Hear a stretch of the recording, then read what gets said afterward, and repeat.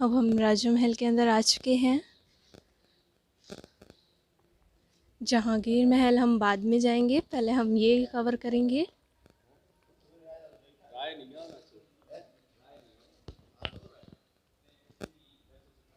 Front gate से enter किया तो मैंने आपको बताया था कि हम सीधा दीवाने खास में आ चुके हैं।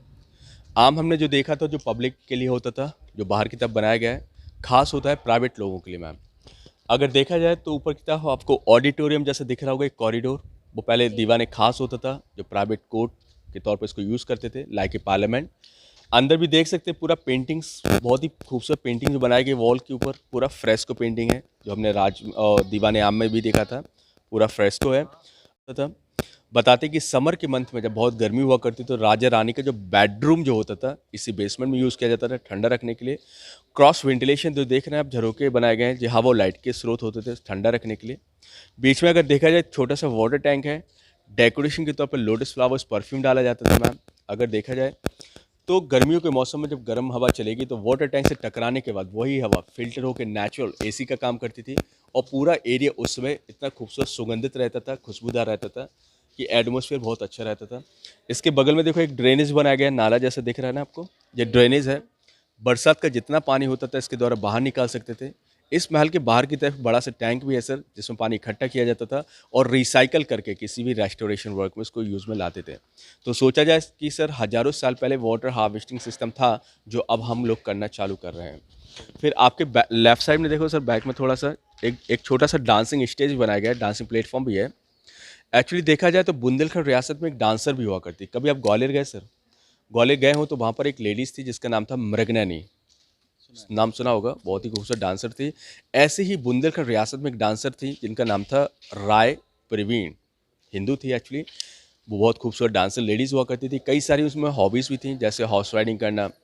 अगर देखा जाए तो बुंदेलखंड में उस समय एक कवि भी होते थे, केशव दास जी। उनकी कविता एज ए स्टूडेंट्स भी थी, लिखती थी, पढ़ती थी। और यहाँ के जो प्रिंस हुआ करते थे इंद्रजीत सिंह, यहाँ के जो प्रिंस थे सर, उनकी एज अ लवर प्रेमिका भी हुआ करती थी। लेकिन देखा जाए तो ये समय है अकबर का टाइम पीरियड मैम, 1554, 5054। अच्छा, जब तो ये तभी से ये सब स्टार्ट हुआ अकबर। ना, 1501 से स्टार्ट हुआ अच्छा। इसका बेस, और 1526 में बाबर आ चुका था उसमें मुस्लिम। तो जब अकबर का टाइम पीरियड चल रहा होता है मैम दिल्ली के अंदर, तो अकबर को जब पता चलता है कि बुंदेलखंड रियासत में एक डांसिंग लेडीज़ है, उसमें कई सारी ऐसी हॉबीज़ हैं, उसका नाम बहुत चर्चित है, तो मैं भी तो देखूँ उसमें ऐसी क्या हॉबीज़ हैं। तो अकबर दिल्ली से इनविटेशन कार्ड भेजता है ओरछा के राजा के पास। उसमें लिखा होता है कि आप हमारे कोर्ट में राय प्रवीण को पेश करें, अदरवाइज आप पेश नहीं करते तो हम आप पे एक्स्ट्रा चार्जेस लगा सकते हैं, अटैक भी कर सकते हैं, धमकाने वाली बात। क्योंकि अगर देखा जाए तो ज़्यादातर जो हिंदू राजाओं के द्वारा मुसलमानों को टैक्स पेड किया जाता है, जिसको हम बोलते हैं जजिया कर। हाँ, तो उस समय आके राजा थोड़े नर्वस हो जाते हैं और राय प्रवीण को तत्काल बुंदेलखंड से, ओरछा से दिल्ली के लिए रवाना कर दिया जाता है। जब राय प्रवीण मैम अकबर की कोर्ट में पहुंचती है दिल्ली, और भरे दरबार में एक डांस करती है, तो वो डांस अकबर को इतना अच्छा लगता है कि अकबर उसी समय एक छोटा सा प्रपोजल भेजता है उसके पास कि मैं आपको अपने हरम में अपने साथ में रखना चाहता हूँ, क्या आप रहना चाहती है हमारे साथ? सर मैम पहली लेडीज थी जिसने अकबर के दरबार में एक कपलेट्स, एक दोहा गाती है, आप सुनिएगा कि बिनती सुनिए राय प्रवीण की, सुनिए चतुर सुजान, और झूठी पातल भगत है, बारी बाय सुहान। इसका तो मतलब। इसका जो मतलब हुआ मैम कि झूठी पातल, तो लेफ्ट द फूड, पत्तल जो होती है हम खाना खाते हैं जो फेंक देते हैं, बचा हुआ खाना फेंक देते हैं, बाद में उसने बोला कि झूठी पातल भगत है, बारी बाय स्वान। बारी बाय स्वान का मतलब होता है कौआ, कुत्ता और सुअर, यही तीन लोग खाते हैं झूठी प्लेट्स। तो वो अकबर से कह रही कि मैं किसी की हो चुकी हूँ, ओरछा के प्रिंस की हो चुकी, एक झूठी प्लेट्स की तरह हूँ। अगर आप मुझे अपने हरम में रखते हैं तो बताइए मैं आपसे डॉग्स, कौआ, कुत्ता और सुअर, इनमें से आप कौन कैटेगरीज में कहलाएंगे? अकबर इतना बुद्धिमान, पढ़ा लिखा नहीं था, बुद्धिमान तो था, लेकिन अकबर ने अपने कोर्ट में जो 9 रत्न बनाए थे जिसमें से बीरबल होता था, जब बीरबल इसका अर्थ बताता है तो अकबर को बहुत शर्मिंदगी महसूस होती है। अकबर सोचता है मैं तो मुगल सम्राट हूँ, ये तो ऑलरेडी किसी की हो चुकी है, अगर इसे अपने हरम में रखते हैं तो लोग हमसे क्या बोलेंगे। उसी पल अकबर बहुत खुश होता है और अपने सिंहासन से खड़े होकर गले से हीरे मोती की माला निकालकर उसके ऊपर फेंक देता है और वहीं से अपने कोर्ट में एक फरमान जारी करता है कि राय प्रवीण को धन दौलत के साथ और बस सम्मान के साथ हमारे राज दरबार से ओरछा राज दरबार वापस भेजा जाए। तो वही डांसिंग लेडीज थे। डांस के लिए उनको इनवाइट किया जाता था बुंदेलखंड के राजों के द्वारा और यहाँ पर वो नृत्य करने के लिए आया करती थी। और अगर देख सकते हैं तो ऊपर की तरफ देखिए झरोके बनाए गए मैम, वो लेडीज़ के लिए होता था बैठने के लिए, क्योंकि उस समय पर्दा प्रथा था। तो उसको हम दीवाने खास के अलावा बोल सकते हैं मर्दाना, लाइक ए जेंट्स अपार्टमेंट। तो जेंट्स अपार्टमेंट जब बनाया तो रानी के क्राइटेरिया होता था कि रानी अपना डायरेक्टली अपना फेस ओपन करके उन लोगों के सामने नहीं आ सकती थी। तो उनके लिए एक छोटे से झरोके बनाए जाते थे जहाँ से बैठ के वो लोग बाहर का नज़ारा देख सकते थे। अगर आप लोग देख रहे हैं तो ऊपर देखिए कितना खूबसूरत जो वर्क यूज़ किया गया पूरा सीलिंग के ऊपर, ये पूरा पर्शियन आर्च है। कभी आप ताजमहल को देखना तो ताजमहल के डोम्स के ऊपर, गुम्बद के ऊपर सेम वर्क ऐसा ही किया गया है, लेकिन वो मार्बल के ऊपर है, जो पूरा लाइमस्टोन का यूज़ किया गया है। ये बनाने में ही इनको 91 इयर्स लगे क्योंकि इतना यस सुंदर कारीगरी जी की मैम, गई है। अगर देखा जाए तो बहुत ही खूबसूरत पैलेस है सर। जी। ये जो आप ऊपर पेंटिंग देख रहे हैं ये पूरी फ्रेस्को पेंटिंग है जिसके बारे में अभी बताया था आपको।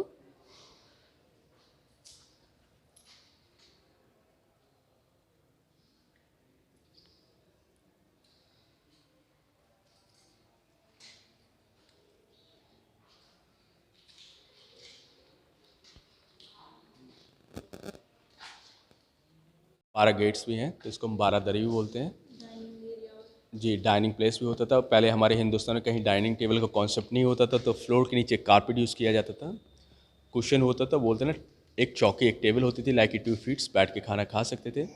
बीच में एक फाउंटेन हुआ करता था उस समय, डेकोरेशन के लिए लोटस फ्लावर्स यूज़ करते थे। अगर आप देख सकते थे तो चारों कॉर्नर्स में आप देखो छोटी छोटी आपको रिंग्स दिख रही होंगी। पहले यहाँ पर पर्दे, कर्टन्स यूज़ होते थे, पर्दों के लिए किए जाते थे।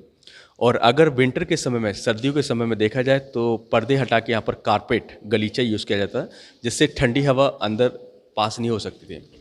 अब देखा जाए तो हमारे राइट हैंड साइड में देखो मैम, सामने वो गेट बना हुआ है जो बंद है, वो एक्चुअली किचन हुआ करती थी। तो राजे के लिए बहुत ही ईजी होता था गर्म हॉट खाना लाना, और दूसरा होता था सिक्योरिटी पर्पज से कि खाने में कोई पॉइजन जहर वगैरह ना मिला सके। क्योंकि अभी भी चलता है, अगर देखा जाए तो भाई भाई प्रॉपर्टीज़ के लड़ना, तो उस समय राजगद्दी शासन करने के लिए एक भाई दूसरे भाई को मारने के लिए होता था। तो उस समय ज़्यादातर देखा जाए तो डिफेंस सिक्योरिटी पर्पज़ को देखते हुए जहाँ डाइनिंग हॉल होगा उसके बगल में ही किचन तैयार की जाती थी।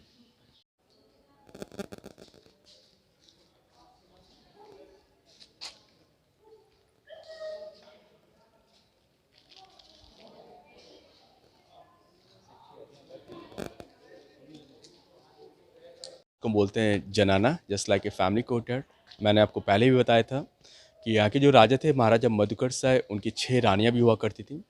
तो अगर देखा जाए तो 3 जो रूम आप देख रहे हैं राइट हैंड साइड में जो रानी के रूम बनाए गए हैं, और 3 रूम हमारे लेफ्ट हैंड साइड में जो रानी के रूम होते थे। तो 6 रानी के आपके राइट और लेफ्ट में हो गए, और 20 सेंटर में हुआ करता था राजा के रूम। उस समय राजा इतने क्लेवर्स होते थे कि अपने ही रूम से हर रानी के रूम में जाने के लिए सीक्रेट पैसेज, एस्केप यूज़ करते थे कि किसी रानी को जेलिस ना हो और किसी में बिटवीन द फाइटिंग लड़ाई भी नहीं हो सकती थी। इसलिए nobody knows where we go to the maharaja, पता भी नहीं होता था किसी को बाकी पता नहीं रानियों को चलता कि है किसके पास जा रहे हैं, इसलिए वो सीक्रेट पैसेज उस समय यूज़ किए जाते थे।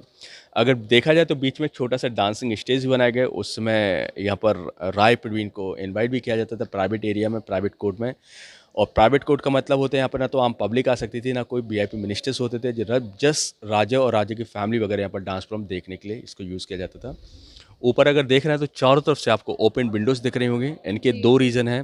पहला रीज़न होता था क्रॉस वेंटिलेशन, हवा का दबाव नीचे लाना, और दूसरा होता था नाइट में जब यहाँ पर राज्य की फैमिली सो रही होती है तो ऊपर जो सिक्योरिटी होते थे वो होते थे ट्रांसजेंडर, हिजड़े, कि किसी रानी से आई कांटेक्ट ना हो सके, इसलिए इसको यूज़ किया जाता था। अगर हम देखा जाए तो ट्रांसजेंडर का जो कॉन्सेप्ट है जो पूरा मुस्लिम कॉन्सेप्ट है, क्योंकि हमारे हिंदू राजों के द्वारा जब किले बनाए जाते थे तो उसमें ट्रांसजेंडर कभी यूज़ नहीं करते थे, लेकिन जब से महल बनाना चालू करे तो उसमें ट्रांसजेंडर रखना चालू कर दिया गया। तो यही कॉन्सेप्ट धीरे धीरे हमारे सेंट्रल इंडिया में आया और हमारे हिंदू राजों ने इसको एडॉप्ट करना चालू करा सर। राजा के रूम है जिसमें बहुत ही प्यारी पेंटिंग्स है, फ्रेस्को पेंटिंग बनाई गई है, और ज़्यादातर जो पेंटिंग है वो भगवान विष्णु के अवतारों के बारे में बताया गया है, 10 अवतार जिनको बोलते हैं। और यहाँ पर जो पेंटर थे जिनका नाम था पृथ्वी सिंह, जिन्होंने यहाँ पर पेंटिंग कराई, तो उनका मोटिव यही था पेंटिंग कराने का कि अगर हज़ारों साल बाद लोग देखेंगे इस पेंटिंग को तो उन्हें पता चलेगा कि उस समय यहाँ के राजा रानी कितने रिलीजियस, कितने धार्मिक हुआ करते थे। और कुछ पेंटिंग के बारे में ऐसे भी बताया जाता है कि उसमें उस समय की डेली लाइफ रूटीन जो होती थी, कि उस समय का दिनचर्या कैसे होते थे, लोगों के रहन सहन कैसा होता था, उसके बारे में बताया जाता था। उसके बाद आफ्टर दैट हम लोग चलेंगे रानी के रूम में, जो जस्ट इन द कॉर्नर्स में देख रहे हैं आप लोग। जो फेवरेट जो रानी थी, सबसे इम्पोर्टेंट जो रानी थी, जिनका नाम था कुंवर गणेशी, उनका रूम है। उनके रूम में भी सेम पेंटिंग इसी तरह की बनाई गई, भगवान विष्णु के अवतारों के बारे में बताया गया है। तो चलिए अब हम चलते हैं राजा के रूम में अंदर।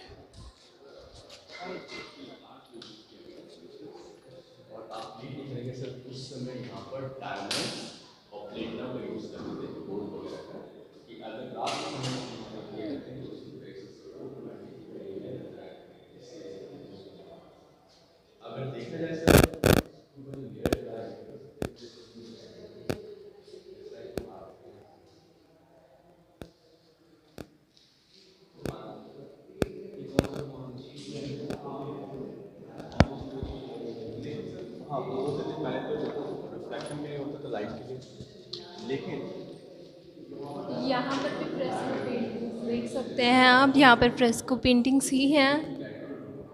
यहाँ पे थोड़ा अंधेरा है इसलिए आपको कम दिखाई दे रही होंगी, लेकिन यहाँ देख सकते हैं। तो सिटिंग रूम के अंदर भी भगवान विष्णु के जो अवतार पेंटिंग सब बनाई गई है। जैसे आप लोग देख सकते हैं, पहला जो कंडीशन है मत्स्य अवतार हो गया, दूसरा अवतार कुर्मा का हो गया, तीसरा अवतार बरा हो गया, चौथा अवतार नरसिंह अवतार है जिसमें कॉर्नर्स, पांचवा अवतार आप देख सकते हैं लेफ्ट हैंड साइड में आप यहाँ पर देख रहे हैं तो वामन छोटे से खड़े ब्लू कलर में राजे बलि बैठे हुए हैं। छठवां अवतार परशुराम का हो गया, सातवां अवतार भगवान राम का, राम सीता तीनों भाई हनुमान जी जामवंती खड़े। आठवां इंकारनेशन यहाँ पर कृष्ण भगवान को बताया गया है महाभारत में।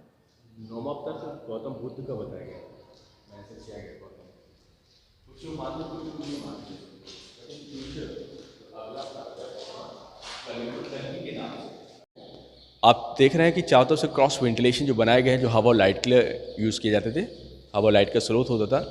देखिए यहाँ पे बहुत ही प्यारी पेंटिंग्स बनाई गई। भगवान राम का पूरा एक दरबार लगाया गया, भगवान राम बैठे हुए हैं, आपके लेफ्ट साइड में सीता है और लेफ्ट साइड में लक्ष्मण भरत शत्रुघ्न और राइट हैंड साइड में हनुमान जी खड़े हुए हैं सर।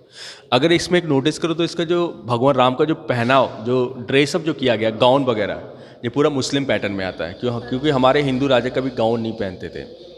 तो इससे ये प्रतीत होता है कि उस समय जो आर्टिस्ट इन लोगों ने बाहर से बुलाए तो उसमें कुछ मुस्लिम आर्टिस्ट होते थे, इसलिए इसमें। उसके अलावा देखा जाए तो मैम यहाँ पर देखिए गणपति जी की मूर्ति है, जो गुड लक और प्रॉस्पेरिटीज़ के लिए बैठे जाते थे। और लेफ्ट एंड राइट साइड में जो पेंटिंग है, यहाँ पर कृष्ण लीलाओं के बारे में पेंटिंग्स बनाई गई है। उसके अलावा देखिए एक पेंटिंग है, बहुत ही प्यारी पेंटिंग्स है। इस पेंटिंग में देखा जाए तो इसमें 12 लेडीज़ों को यूज़ किया गया, 12 लेडीज़ हैं इसके अंदर। 1 2 3 4 5 6 7 8 9 10 11 एंड 12, जो हाथी की डिज़ाइन में है, एलिफेंट शेप में है, और राजा उनके ऊपर बैठे हुए हैं। बताते हैं सर जो है कि राजा थे, उनकी 6 रानियाँ थी, जो मैंने आपको रूम बताए थे, और ओरछा में उस समय 6 नृत्यकाएँ जो होती थी, डांसिंग लेडीज़। तो 12 लेडीज़ों को हाथी की डिज़ाइन में डेकोरेट किया गया है। अगर देखा जाए तो नीचे की तरफ जो लेडीज़ खड़ी हैं ड्रम्स लेके, देखो दिख रहा होगा आपको, ड्रम्स लिए जे वो डांसिंग लेडीज़ होती थी। ऊपर की तरफ जो लेटी हुई हैं जो महारानी वगैरह हैं। सावन के महीने में रानी झूला झूलने के लिए स्प्रिंग हॉल जिसको हम बोलते हैं, उसके लिए उसको यूज़ किया जाता था। यहाँ भी चारों तरफ पेंटिंग देख सकते हो तो कृष्ण लीलाओं के बारे में पेंटिंग्स बनाई गई है सर। तो ये बहुत ही खूबसूरत पेंटिंग है। जो पेंटिंग है मैम पूरा 500 बरस पुरानी है, इनको कोई टचअप नहीं किया गया है। जो ओरिजिनल पेंटिंग है जो अभी भी बची हुई है सर। ग्राउंड पे ही सोते थे? नहीं, बैड होता था। अब हम आगे जा रहे हैं रानी का रूम देखने। अभी हमने राजा का रूम देखा था, चलिए अब रानी का रूम हम देखते हैं। रानी का रूम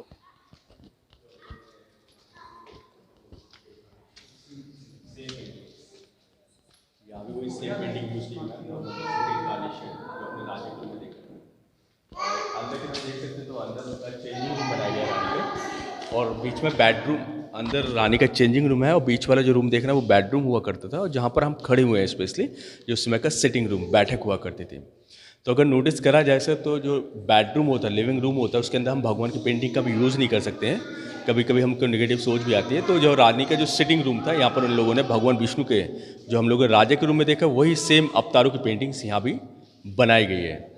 अगर आप देख सकते हो तो आपके बैक साइड में देखा जाए तो पीछे उनका सीक्रेट पैसेज होता था, जो अभी बंद है गेट, जो दिख रहा होगा आप लोगों को वाइट कलर का, पहले ओपन में था, जो उस समय राजा के रूम से कनेक्टेड होता था। तो राजा इसके द्वारा ही रानी के रूम में प्रवेश कर सकते थे, आ सकते थे। ऊपर देखें तो समुद्र मंथन के बारे में बताया गया है, समुद्र मंथन करते हुए मैम। फिर राइटिंग साइड में जो पेंटिंग है, राजा रानी बैठे, उनके बच्चे जो है ना एजुकेशन के लिए बोर्डिंग स्कूल जा रहे हैं, गुरुकुल जा रहे हैं, उसके बारे में बताया जाता था। इसके बगल में एक और पेंटिंग है, तो देख सकते हैं जस्ट इन द कॉर्नर्स, यहाँ पर सूर्य भगवान रथ के ऊपर बैठे हुए हैं। यहाँ पर अहिल्या को भगवान विष्णु पानी पिलाते हुए बताया गया, जो जो पत्थर की बन गई थी उसके बारे में। तो जानता था जो टॉपिक्स हैं वो रिलीजियस और धार्मिक यूज़ किए गए हैं सर यहाँ पर।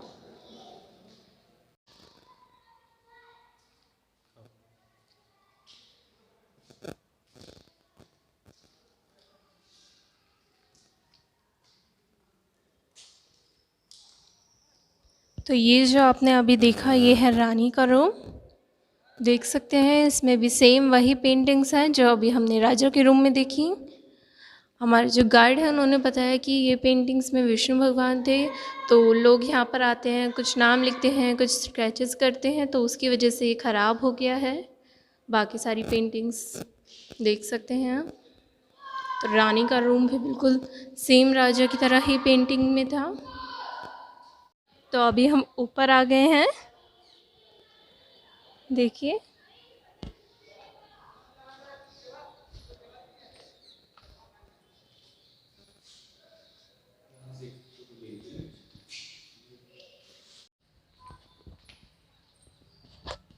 आप देख रहे हैं सर मैम जो झरोके से, इससे ठीक सामने मंदिर दिख रहा होगा आपको, चतुर्भुज मंदिर जी। और देखिए चतुर्भुज मंदिर में अंदर का जो गर्भगृह है, जहाँ पर देखो सर गोल्डन कलर की लाइट जल रही है अभी, अगर ध्यान से देखा जाए। ऊपर नहीं, अंदर जो लोग जा रहे हैं देखो सर अंदर, हाँ अंदर एकदम डायरेक्टली अंदर की तरफ देखो तो गोल्डन लाइट जल रही है सर। ठीक तो है, चश्मा उतार लें सर थोड़ा सा। ठीक है, ठीक है। हाँ तो वहाँ पर जब भगवान विष्णु की मूर्ति है, लक्ष्मी जी की मूर्ति है, राधिका जी की मूर्ति है और कृष्ण भगवान की मूर्ति है। तो राजा को कॉन्सेप्ट यही था कि जब भी मेरी इच्छा होगी भगवान के दर्शन करने की, तो अपने महल से बैठ के हम उनके दर्शन कर सकते हैं। तो इसके ठीक सामने सेम लेवल पे ये झरोके को बनाया गया है।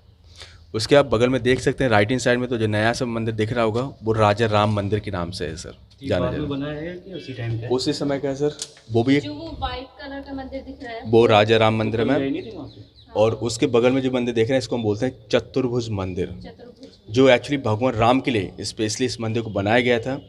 लेकिन जब रानी भगवान राम को अयोध्या से ओरछा पैदल लेके आती हैं तो उस समय इस मंदिर का गर्भगृह कंप्लीट नहीं हो पाता है। और रानी जाती हैं तो अपने रानी महल में, जहाँ पर किचन हुआ करती थी, वहाँ पर भगवान को विराजमान कर देती हैं।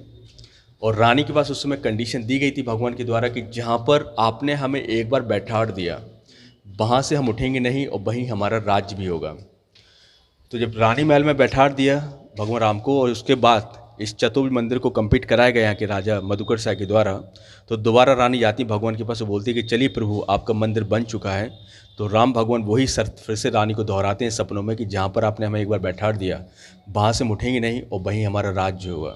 तो जो रानी महल हुआ करता था वो आज राजा राम मंदिर के नाम से जाना जाता है। ये हम बैक साइड में आ गए हैं, महल के बैक साइड में, जहाँ से आप देख सकते हैं ये राम मंदिर दिख रहा है आपको, राजा राम मंदिर, और ये चतुर्भुज मंदिर है।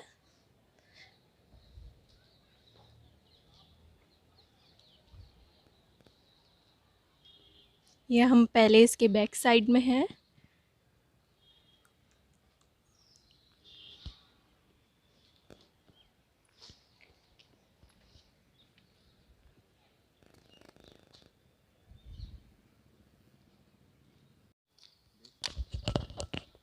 ये सामने जो आपको दिख रहे हैं ये झरोके हैं जो महिलाएं उस वक्त यूज़ किया करती थी।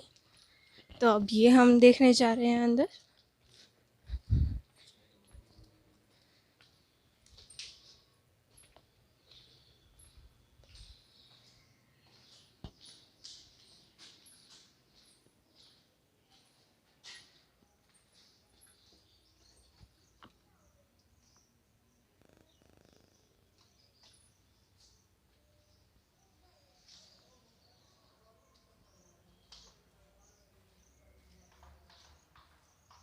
तो अगर महिलाओं को बाहर कुछ हो रहा है या फिर देखना होता था तो इन्हीं झरोकों से वो देखा करती थी।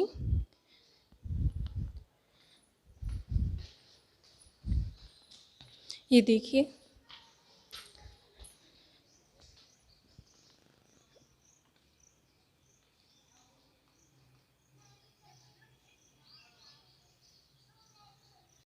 इसमें ये मिरर लगे हुए हैं।